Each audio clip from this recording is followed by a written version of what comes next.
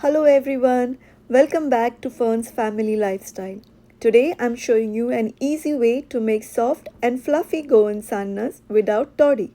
If you can't find toddy where you live, this recipe using yeast is a great alternative. So let's get started. To prepare sanna, I have taken 1 cup of rice.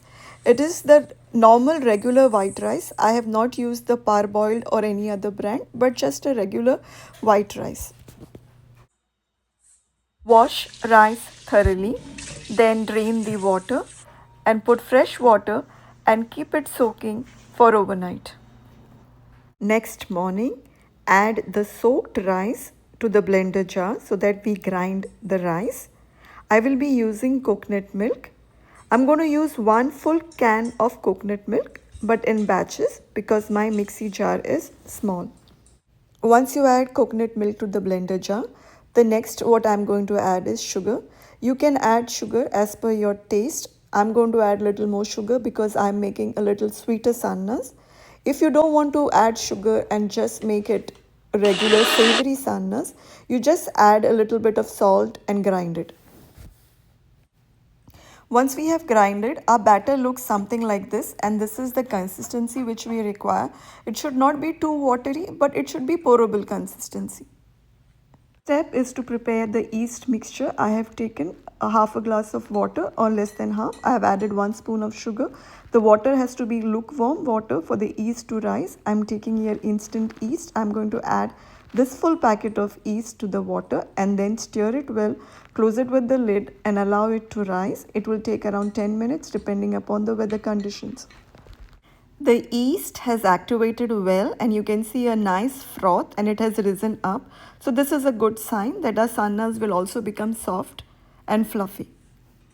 Add this yeast mixture to the rice batter and then stir it well. It is very important that the sanna batter and the yeast mixture is mixed well. Now let the batter rest for around 30 minutes. By the time our batter is resting, the next step is to grease our molds with oil. Since the sanna batter has rested well for 30 minutes, the next step is to add the batter to the molds.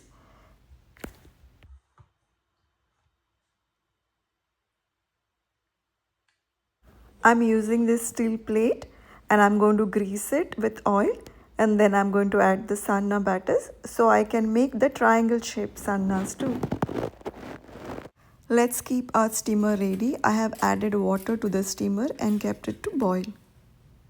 The water has been boiled, so let us steam the sannas.